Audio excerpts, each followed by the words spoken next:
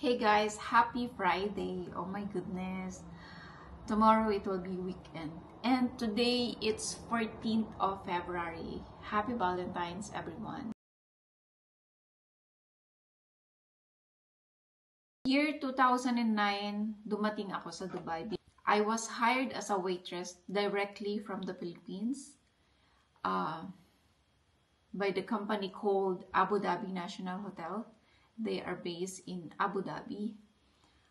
They are manpower company or manpower agency, supply waitresses, cleaners to hotels and hospital. Nung una, sobrang hirap. Siyempre, bagong environment, ibang kultura, at malayo sa pamilya. Pero kinaya ko. It was a really struggle for me as newcomer in the UAE. Kasi, magkano lang ang sahod ko nun? Ang sahod ko nun is 800 dirhams plus free accommodation and free transportation and free meals during ng duty niya. So, ang working time was 12 hours. So, that was not easy. But, I really need to grab an opportunity that time kasi prior to my Dubai, back 2005, it was 3 years na naging factory workers ako doon. And because of the recession happened in 2008, isa ako sa mga nawalan ng trabaho at pinabalik ng Pilipinas. And syempre, bilang ex-OFW na nag-earn ng medyo malaki-laki, ang hirap i-compare yon sa sahod sa Pilipinas. After that recession from Taiwan, nakabalik na ako ng Pilipinas, nakapagtrabaho ako as a secretary sa isang maliit na lending company. At imagine, ang sinasahod ko lang was 4,000 pesos a month. So, kung i-compare mo nga naman siya, kasi hindi mo naman maiiwasang mag-compare. That's the reality. Kung i-compare ko siya sa sinasahod ko sa Taiwan na almost 60,000 pesos a month, kasama na doon yung mga overtime ko. Sa Taiwan, nagtatrabaho kami doon from 16 hours to 18 hours a day. Yun na talaga yung pinaka mahabang trabaho, kasama na yung overtime. So, kaya kami umaabot ng almost 60,000. I think medyo maliit pa yon. It depends talaga sa position mo. At saka kasi, sa Taiwan, shifting kasi ang schedule. Merong morning shift, night shift. Kapag night shift ka, mayroon siyang extra payment, night shift differential payment. Yata tinatawag doon, kung hindi ako nagkakamali. So, yun. Naliitan talaga ako sa sahod. And yung friend ko from Taiwan, she invited me to apply papuntang UAE. Siyempre, sabi ko, bakit hindi? 'Di ba? That time, medyo mahigpit pa ang proseso. Ang makakakuha lang ng tourist visa yung may mga immediate family na nakabase sa UAE. And I don't know anyone. Kung meron man ako, nung time na yon hindi ko alam. So, the good thing was, may kakilala siya sa agency na nag-hire ng mga waitresses sa Pilipinas. And direct hire yun, meaning meron na talagang employment. So, ang i-issue na is employment visa. And ang placement fee that time was 39,000 pesos. At ang nakadeclare sa contract namin that time was 1,300 dirhams per month. Pero ang nakukuha lang namin was 800 dirhams. Imagine, napakaliit na sahod. Diyos ko, ngayon nga na-imagine ko, nakasurvive ako ng ganun. Di ba ang liit? Pero, syempre, inisip ko lang na stepping stone ko na lang yon para makapasok lang ng UAE. Kasi graduate ako ng computer science, major in programming. That's 4 years course. It's a bachelor degree. Sabi ko, sige, baka maipasok ko yun. Kasi may mga college mate ako or college friends na nasa Dubai na at nakapagtrabaho naman sa mga opisina. So sabi ko, bakit na nga naman hindi? So yun, nakalipad kami ng UAE. Nagland kami in 2009 September sa Abu Dhabi Airport.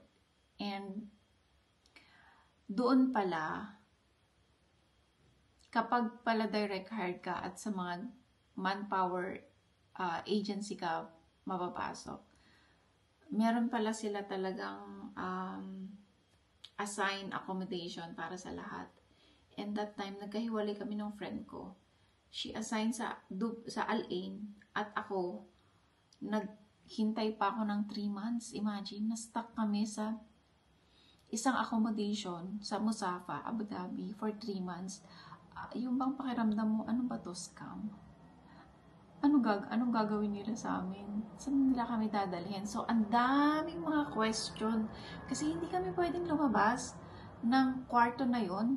May naghahatid lang sa amin, may nagsusupply sa amin ng pagkain.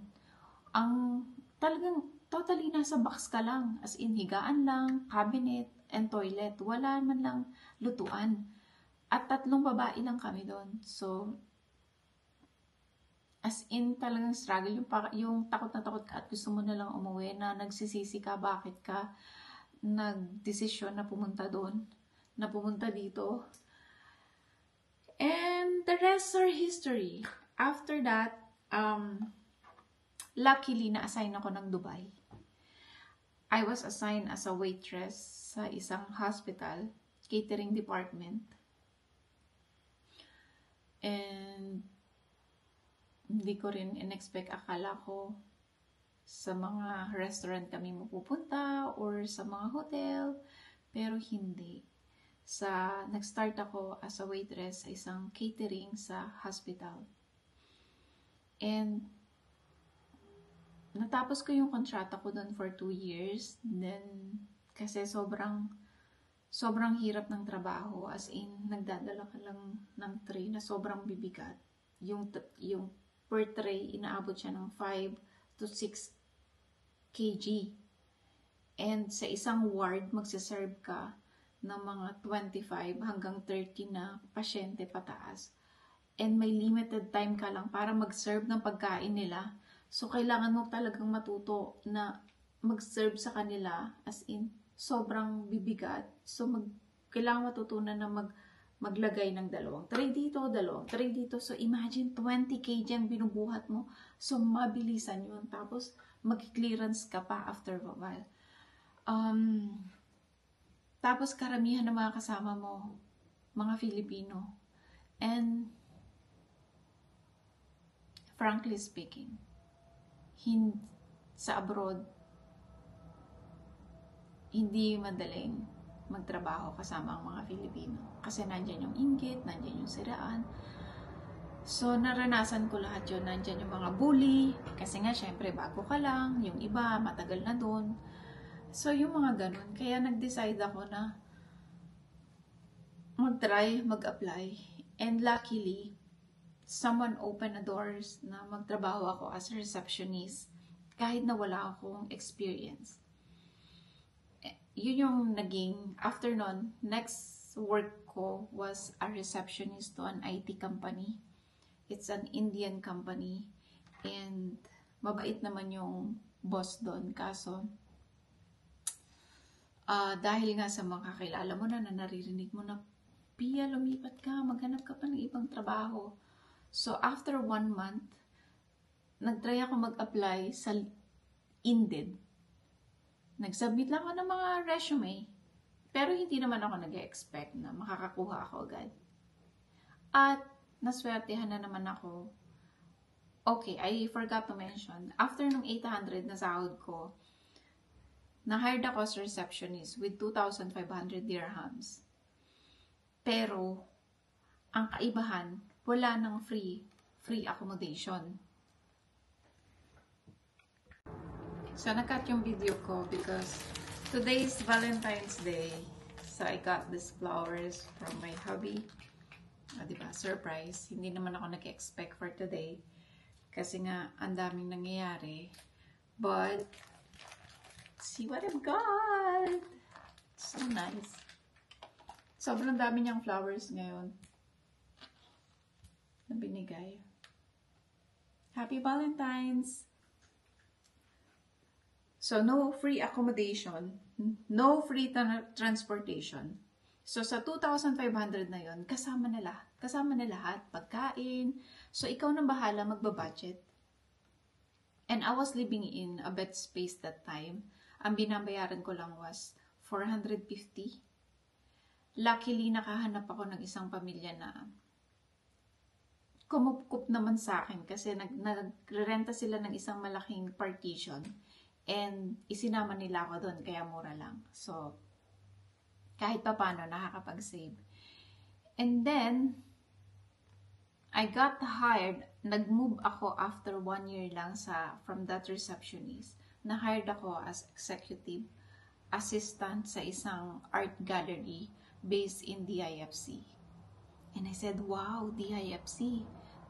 DIFC is Dubai International Financial Center. Isa sa mga pinakamahal na business center sa Dubai.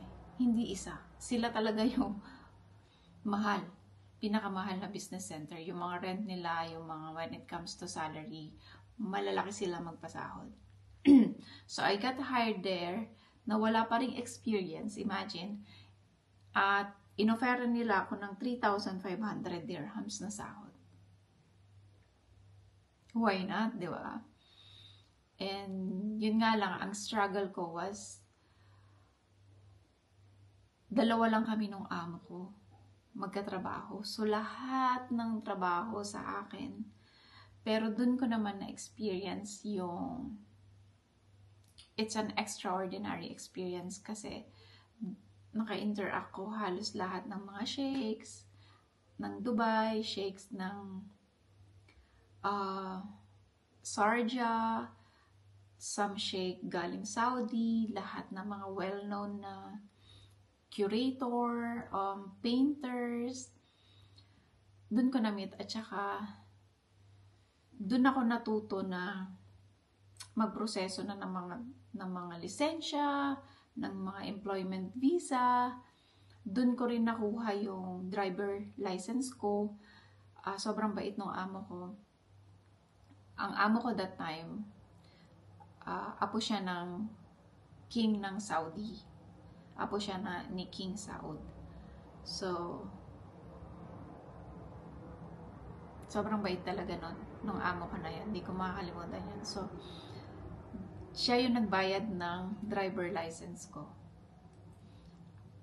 She paid 8,900 para sa driver license ko. And luckily, nakuha ko lang siya ng one take.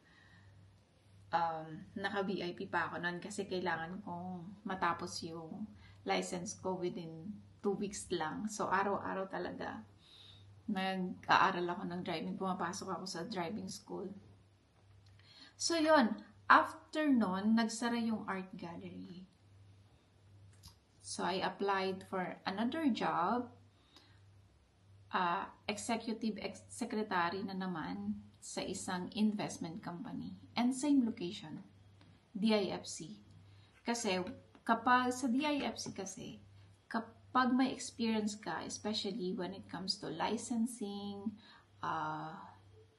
mga visa, or yung mga legal documentation ng company, madali kang ma-hired. Kasi syempre, kapag DIFC-based na company, gusto nilang mag-hire ng mga aware na doon, kumbaga may knowledge na sa DIFC authority. So, I got hired there and ang next salary ko naman is naging 5,500. So, from 3,500, tumaas siya ng kahit pa paano, 2,000, di ba? At ang mga katrabaho ko doon, puro sila mga French. To be honest, hindi madaling magtrabaho kapag directly ka sa CEO or founder or president or chairman ng isang kumpanya. Sobrang complicated. Hindi siya basta-basta, lalo na kapag iba't ibang lahi yung nakakatrabaho mo. That time, medyo nahirapan ako sa amo ko. Lagi kaming may conflict. And nag-decide ako na kailangan ko nang umalis sa company na yon. So, in that company naman, dahil ang sahod ko na is umabot na ng 5,500. Doon ako nakabili ng sarili kong sasakyan. Though, second hand lang ha. Second hand lang. That's Ford Focus. Yun yung hindi ko makakalimutan sasakyan. Kasi nagtagal siya sa akin ng 9 years. Imagine, Ford Focus siya na maliit lang. At second hand pa siya. Pero ang tatag niya, kasama ko yun sa lahat ng lipatan.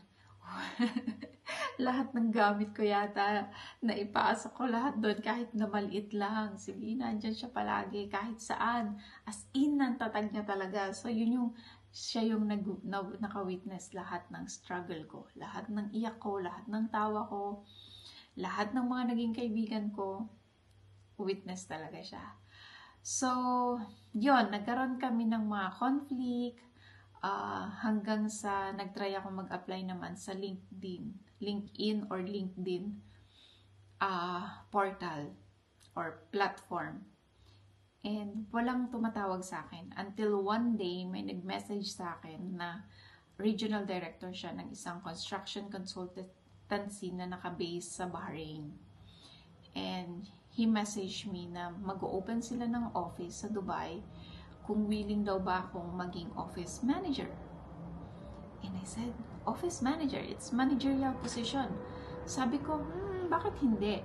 Pero, naging honest ako sa kanila na I lay out my cards na sabi ko, wala pa akong masyadong knowledge bilang isang office manager, but I'm willing to learn. Like, willing ako na kahit na trabaho para lang matuto din ako kasi maganda rin naman sa akin yun for my career development. So sabi niya, sige, i-meet mo yung regional director na nakabase dyan sa Dubai for an interview. So I went there and wala. After that interview, napakaikli lang na interview. I was interviewed by an Irish guy at mas bata pa siya sa akin ha. He was the regional director that time. And after ng interview, iniwan niya lang ako doon. Sabi niya, babalikan kita, give me 5 minutes. And after 5 minutes, naka-ready na yung offer letter. Pinakita niya sa akin. So, ang sahod ko na that time was 9,000 dirhams. So, talagang naging ladder siya. 9,000 dirhams, magpo-provide sila ng car allowance kasi nga kailangan ko rin lumabas-labas. So maganda yung offer nila sa akin. So at the same time, nag-sign na ako ng offer letter.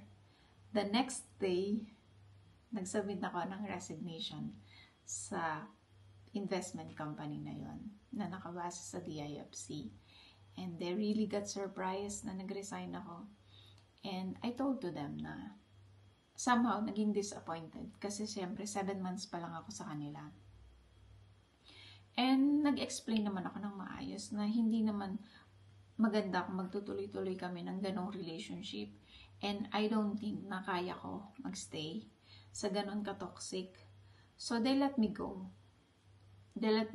I tender my 1-month notice and nag-start na ako sa kanila sa construction consultancy. And doon ako nagtagal ng 5 years kasi maayos naman talaga. Ang dami kong natutunan, as in from startup company, all the legalization, immigration, dealing with another authority, Free Zone Authority, that's under DMCC Authority. It's another Free Zone company. Mga employment visa, I handle the payroll. Doon ako, as in talagang mag-isa lang ako at umabot kami ng nag-handle ako ng 36 employees na mga engineer, cost engineers. So, lahat yun nasa akin ng HR, na-handle ko ang HR, na-handle ko ang marketing, hinandle ko ang finance, and at the same time, hawak ko ang reception, PRO job. So, lahat yun, dun ako nabigyan talaga ng sobrang lawak na experience sa trabaho ko. And I was just so grateful and thankful. Although, ang hindi lang maganda was never nag-increase ang sahod ko. Naging stagnant siya. And sa Dubai, may mga company na nagbibigay ng increment yearly basis. Lucky ka kung merong ganon. Pero may mga company din na stagnant lang talaga sila. And it's not good. 5 years. Kaso naging comfort zone ko kasi yung company na yun. Kasi at first di naman siya naging toxic eh. Hanggang sa lately na lang naging toxic nung nagkaroon ng mas maraming Filipino. Kaya nag-decide din ako na maghanap na lang ng ibang trabaho. And luckily, na-hired na naman ako na office manager / EA sa isang CEO sa another investment company based again sa DIFC. So, nabalik na naman ako ng DIFC. Well, again, ang naging parang nagustuhan nila ako, na-hire nila ako because of my experience sa DIFC. Kasi ang tagal din na experience ko sa DIFC. Inabot din ako ng almost 4 years. And then, yung previous ka naman na construction consultancy was Free Zone Authority din. So, medyo aware na talaga ako sa kalakaran when it comes to Free Zone Authority. Halos pare-parehas lang din naman yan. So, na-hired ako doon. And the salary was good as well. Better compared doon. Siyempre, dito naman sa Dubai, hindi ka lilipat ng another company nang hindi mas mataas yung sahod mo, di ba?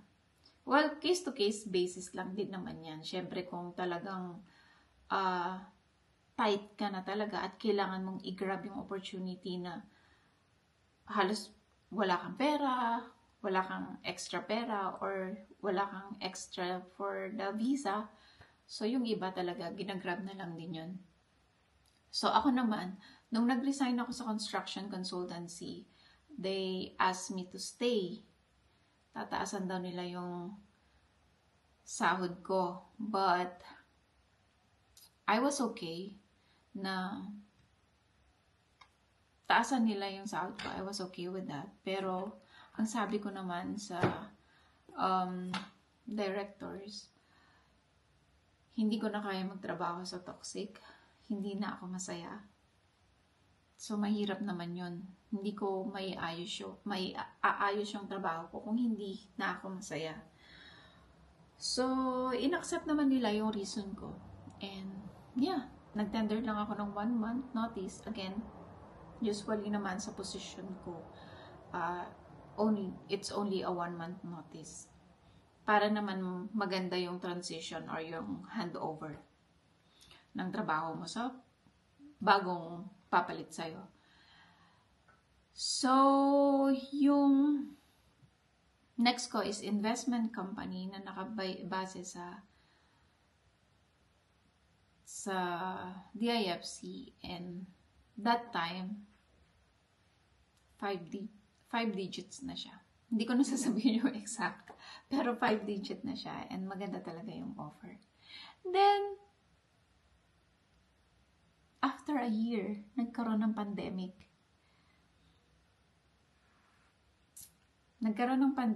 And syempre, halos lahat ng mga company na ang laki ng bad impact sa businesses. So, nag-cost cut sila ng mga salaries. Although yung salary ko, 2 digits pa rin, pero hindi na siya enough para masustain lahat ng gastos ko. That time, nagpapagawa ako ng bahay, may mga utang ako sa credit card. My God, ang dami ding lesson learned talaga nung mga times na yun. Kasi bilang Filipino, minsan, yun yung mali sa atin eh. Kapag nakagrab tayo ng magandang sahuran, kumbaga parang na-overwhelm tayo at hindi natin na-monitor yung mga gastusin or yung mga hindi natin napaprioritize yung needs at saka wants. So, yun yung naging malaking issue ko that time. And aside from that, hindi kami in good terms na naman nung may-ari or ng CEO. Doon ko naranasan yung sobrang depression na tinatawag. Anxiety. Doon ko na-experience lahat yun. As in, sobra. Sobra. Pero that time, I need to stay kasi pandemic. Wala kang agad malilipatan. And yung mga openings, job openings, super limited lang. So, wala akong choice kundi magstay, magtiis, pero hindi ko alam ngayon kung dapat ko bang pagsisiyan na nagstay ako. Pero kasi wala akong choice that time. So, I stayed there for 2 years and 5 months. At nag-try ako maghanap ng trabaho, mag-apply online, pero walang masyadong tumatawag. And ang naging way out ko na lang is i-terminate nila ako para kahit pa paano bayaran nila ako ng extra aside from sa end of service ko. Pero hindi rin nangyari yon. May mas naging clash pa, malaking clash, kaya ako nagkaroon ng termination agad without extra payment. And nung time na yon, as in negative ako. At may tumulong naman sa akin na mag-survive for 2 months. Kasi 2 months ako nawalan ng trabaho. And na-reach ko yung point na gusto na ko nang give up. Gusto ko na lang umuwi ng Pilipinas. Kasi kumbaga, walang ipon. May mga utang pa. Hindi pa tapos yung bahay. Hindi pa fully tapos talaga yung bahay. Pero, back of my mind, nakailang taon ako, 10 taon na ako ng Pilipinas, ng Dubai. Parang, uuwi ako ng Pilipinas na walang-wala. Parang namang, come on. Try mo pa. So, until yung last interview ko, sabi ko sa sarili ko, last na tong interview na to. And then, wala. I got the job. Now, I am currently working as an office manager / EA sa president ng isang IT company. It's an international company siya. Nakabase siya, ang headquarters niya is in the UK. And sobrang ganda ng offer. Sobrang na-bless naman ako hanggang ngayon. And yung boss ko is sobrang bait. Sobrang bait na hindi marunong magreklamo, hindi marunong magalit. Lagi lang siyang okay, pero mas nakakatakot yun kasi hindi ko alam kung masaya pa ba siya sa performance ko kasi wala siyang sinasabi, hindi siya nagsasabi ng negative, wala siyang reklamo. But I'm just thankful that I'm still here.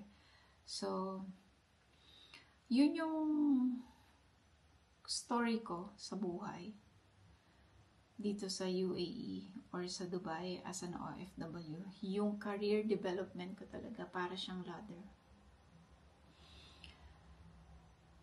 In between, marami pang struggle na napagdaanan ko. And I was just one of the luckiest na OFW dito sa UAE.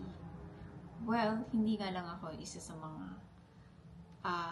tao na may lakas ng loob na magkaroon ng maayos na business, though I tried on the side. Pero hindi ako nag-success sa ganun. Kaya where I am right now is really a better, way better compare sa nagsimula ako. And now I started to learn my lesson when it comes to financial stability. Now I'm just so happy na kapag binubuksan ko yung online banking ko, may savings siya, guys. May savings na ako. And I'm still supporting my family back home. And I have a supportive husband now. Married na din ako for 2 years. So, sa lahat ng mga nangangarap mag-abroad, ang journey ko sa Dubai ay puno ng ups and downs. Pero isa lang ang sigurado ako. Kung may pangarap ka, huwag kang titigil. Hindi laging madali, pero kung may tiyaga, may magandang patutunguhan. Yun. Guys, that's all for today's video. Thank you for those who stay and watch my videos. Marami pa tayong pag-uusapan. Marami pa sa mga susunod kong videos. So please don't forget to like and subscribe para lang ma-update ka sa mga next videos ko. Marami pa kayong matututunan sa akin, lalo na when it comes to job hunting, immigration, visa process. Lahat yan i-discuss ko sa inyo sa mga next videos ko. So, kita-kits guys. Bye!